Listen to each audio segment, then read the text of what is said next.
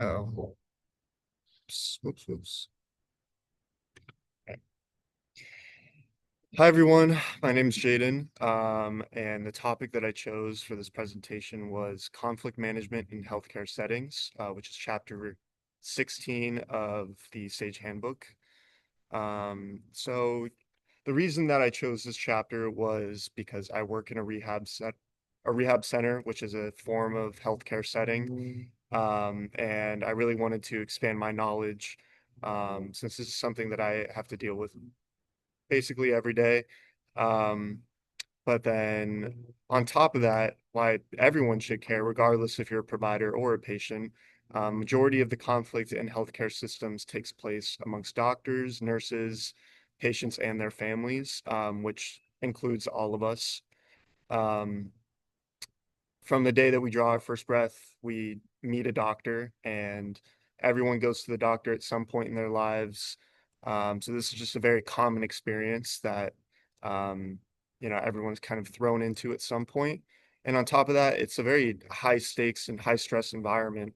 The consequences can vary from severity, from poor working conditions, poor healthcare decisions, medication errors, patient injuries, and even death in some cases. So the consequences are very serious. And um, knowing that, keeping that in mind, it's very important that we know how to navigate conflict, how to recognize it. Yeah, some of the main ideas within this chapter. Sorry about that. Some of the main ideas in this chapter are they go over where to find the conflict, where conflict originates within the healthcare setting, strategies on how to deal with it, and right here I have a graph. Dyadic is the provider to patient or provider to provider, which is the most common area of conflict. So this includes like your doctors, your nurses, patients, and families, group surgical teams, patient care teams and nurses, and then organizational is intergroup, or doctors and nurses. Um, they also outline the 8 sources of conflict, which is very important because it teaches us um, what forms conflicts can take in a healthcare setting. And these are poor communication, impaired trust and confidence, differing expectations, power imbalance, social cultural differences, emotional reactions, developmental changes, and team reactions. So, one of the strategies that I really wanted to outline was bedside manner, which refers broadly to the interpersonal approach from doctors to patients, or sorry, providers to patients. And some of the ways to expand bedside manner is active patient participation. An example of this is a doctor creating a climate for shared decision making and accepting responses from patients, making them feel a little bit more included and like they have more say in their treatment plan. Explaining, making sure that the patient understands their diagnosis, their treatment plan, their medication, etc. Active listening, making sure that the patient feels heard, and that their needs and goals matter. And perspective taking, the provider must show a level of empathy regarding the patient's situation or their issues that they're struggling with. Um, and when bedside manner is not applied, some of the common complaints from patients, or even from the provider, are being treated unkindly, being rushed, not being listened to, or feeling misunderstood, which creates this perception that um, amongst the patients, like, or the provider, that they are disliked by one another, which just creates a very unsafe environment, and that can breed conflict. A case study that kind of highlights bedside manner that I found was patient-provider relationships among vulnerable patients. This study focuses on uninsured patients at a free clinic in the Rocky Mountain region. These patients are in a very vulnerable state. They have issues that they need addressed, but because of their background, they don't have very many options on how to go about solving these issues. So they go in with their guard up, and they already feel very unsafe based off of their background. So having good bedside manner, some of the key findings in this study were it increases communication clarity and mutual trust, that health literacy is a form of empowerment for the patients, and it can promote respectful, patient-centered care, leading to better health and fewer disputes. Um, so why does this matter? This shows the benefits of bedside manner and a healthy patient-provider relationship. Um, One of the key findings that really stood out to me was health literacy as empowerment, because one of the eight conflicts that were outlined earlier was power imbalances and how that can breed a conflict. Um, so one of the methods was explaining and making sure that the patient feels up to speed and knowledge in the and what's going on. And yeah, knowing that health literacy can eliminate that power imbalance is very good to know. Um, so in Fitzstuff's Our Brains at War, in his chapter Us and Others, he dives into the importance of oxytocin. He says that our brains are wired to fear and distrust others, but that this can be rewired. Oxytocin is the chemical that is triggered by empathy, and it induces cooperation and trust.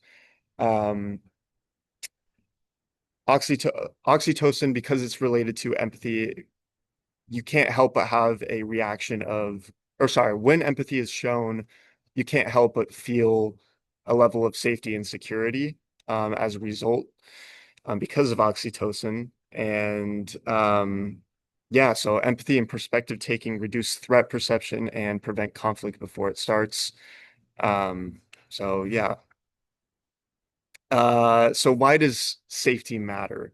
Um, and Grenny's and Gretty's crucial conversations make it safe. Um, she talks about how conflict often stems from fear or misunderstanding. Um, we all go into the doctors regardless of what our problems are, whether they're minor or very major. Um, we can't help but feel a level of anxiety. So having a safe environment is very important, um, and diminishing conflict.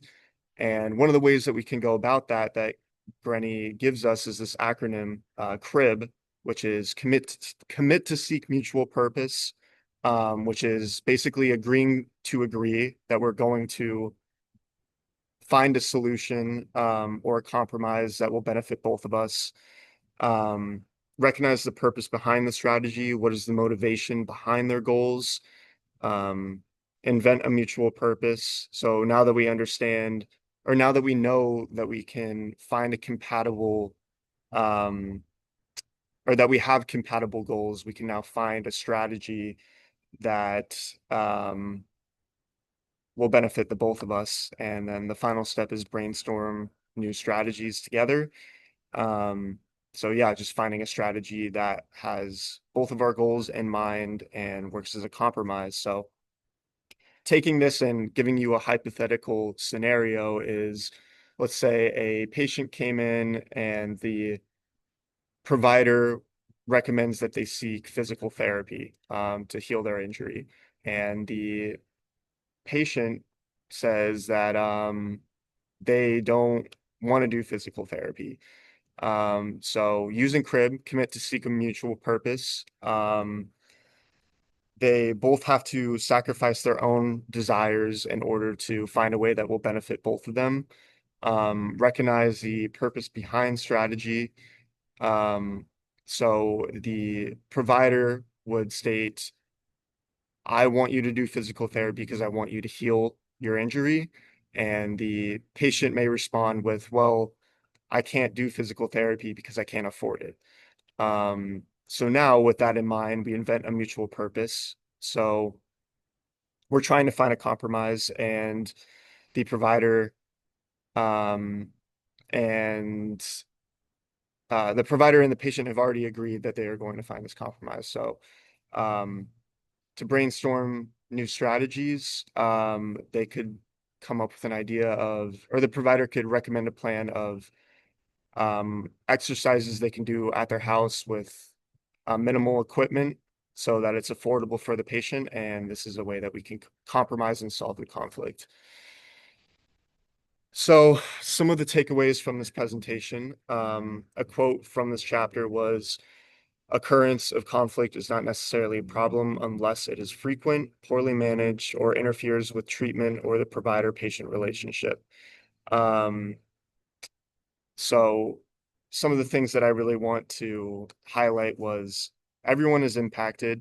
As you've seen with, we're all either a doctor, nurse, patient, or a family member of a patient. This is a very common experience. So everyone within the scenario is dealing with this conflict, not just you. Bedside manner is a very powerful tool. Making sure that you have a healthy provider patient relationship creates a level of safety.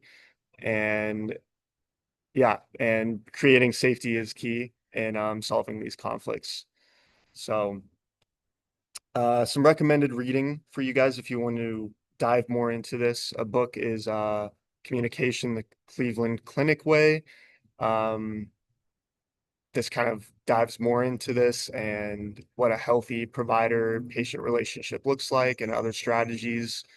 Um, Articles that I found were conflict and conflict management in hospitals, um, conflict management in nursing, analyzing styles, strategies, and influencing factors, and reducing healthcare conflict outcomes from using the conflict management framework. These are all peer-reviewed articles. So yeah, and here are my citations. Thank you guys for listening. And yeah, hope you guys are all doing well. So take care.